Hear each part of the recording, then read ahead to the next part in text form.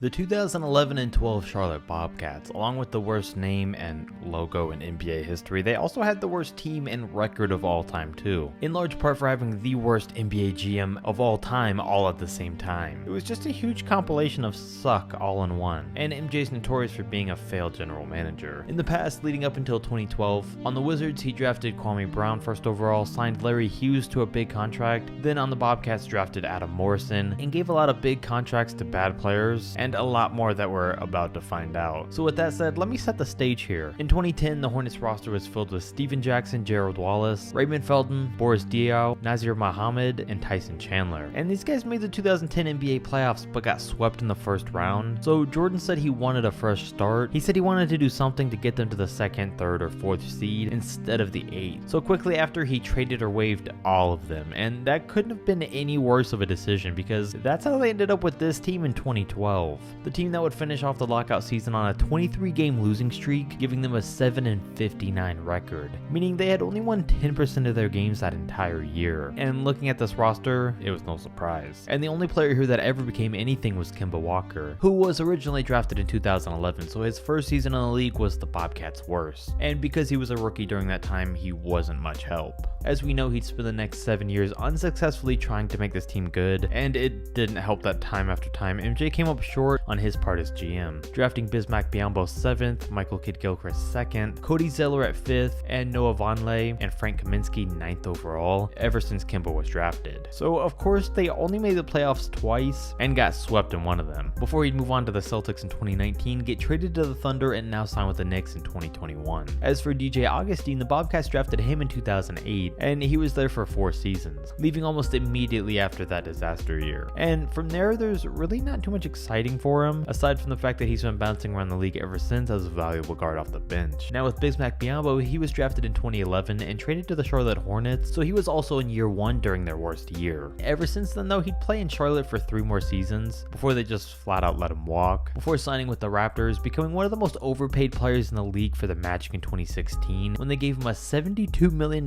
contract, even though he had never averaged over 6 points a game, before the Hornets would trade back for him in 2018, and now he's been there ever since, and I just don't know what their fascination is with this guy. They also had a guy named Derek Brown on the roster, but he only ever played in the league for 3 years, and his last was in 2012, before he'd go play overseas, and has been there ever since. Matt Carroll was also a pretty terrible role player who somehow bounced around the league for 12 years, with his last season being for the 2012 Hornets, and hey, I don't blame him, I'd retire after a year that bad too. Ever since then though, he's been pretty quiet, only having been named the Hornets Community Ambassador in 2014. Listen, I'm trying to find things on these guys, but you don't get heard from that often when you're an NBA player this bad. Now a name a little more recognizable is Boris Diaw, and he was on that team too, but was waived halfway throughout the year. And from there he'd go on to be a role player for the Spurs for 5 years, helped them win a championship, and play 1 year for the Jazz before retiring from the game in 2017. Also in 2017 he stepped down as president of the JSA Bordeaux basketball club in France, a position he held for 7 years. And really since then he's clearly been enjoying his retirement to his fullest and traveling the entire world. And as a part of that, in 2019 he created a web series called See the World that followed him while he sailed through the Atlantic, and it was put on the site Bro Stories, which is basically France's Player Tribune. And in 2019 he continued to stay busy, listing his $2.8 million Arizona home for sale that he bought during his son's days, and became new president of the Metropolitans 92, which is a professional basketball club in France, and it's a position that he's still holding today. Now next up we have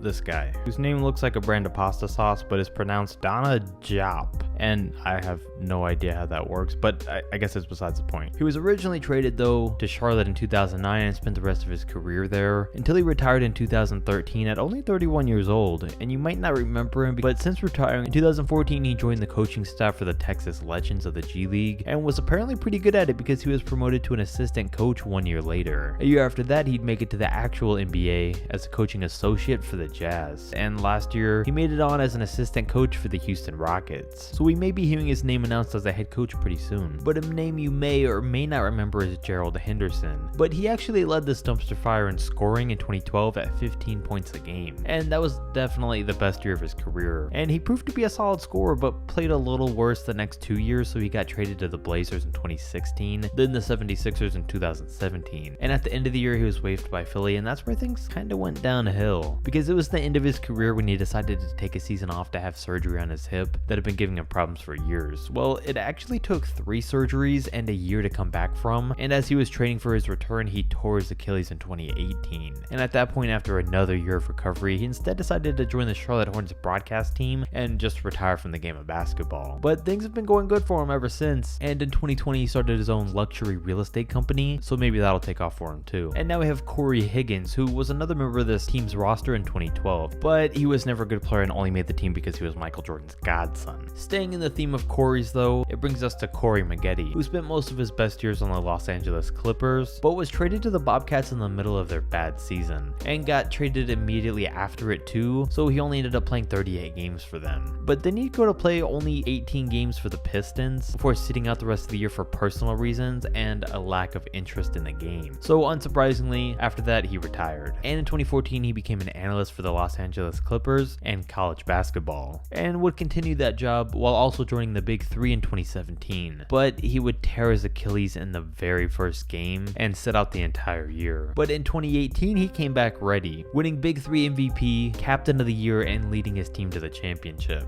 Jamario Moon, on the other hand, was a guy that bounced around the league for 6 seasons before playing only 8 games for the infamous Hornets, so he's not really worth a mention. They also had a player named Eduardo Nayera, who was never a good player either, but was in fact the first Mexican-born player to ever be drafted into the league, which does make him of some importance. Plus, he would be a head coach in the G League too for a few years, so at least he had that. Now, no surprise, Tyrese Thomas was another draft bust on this 2012 team, and after getting waived the next year, he'd go play in the D League for a little bit, then in Germany, and hasn't been heard from much since. And just to show how bad the Bobcats really were, Byron Mullins started 25 games for them that year. The guy that they got halfway through the season in a trade for a 2nd round pick. They got him for a 2nd round draft pick and started him for almost half of their year, and it was bad. After that though, he would only play 3 more seasons in the league at all before finding his way out, and like a lot of other people on this team, he would go to play overseas, but Byron would go play in China, the G League, Turkey, Dubai, Iran, the G League again, Japan, Korea, Spain, and now London, and that's gotta be some sort of record or something to play in that many countries. The final 2 members of this roster though, Reggie Williams and DJ White, also took their talents overseas after leaving what was the complete opposite of a super team. So honestly, they have nothing that stands out too much here, but what could you expect from the worst 16-man roster ever put together of all time? 16 guys that had no business actually being called or considered an NBA team, and that should be clear by now. If it wasn't clear by now though, that Jordan has no idea what he's doing, from everything we learned in this video, it should now be clear. The Hornets are now looking the best they have in years, but still don't get your hopes up. Don't forget to subscribe if you enjoyed, and comment down below any other teams you want me to cover and find out where all their players are all at now.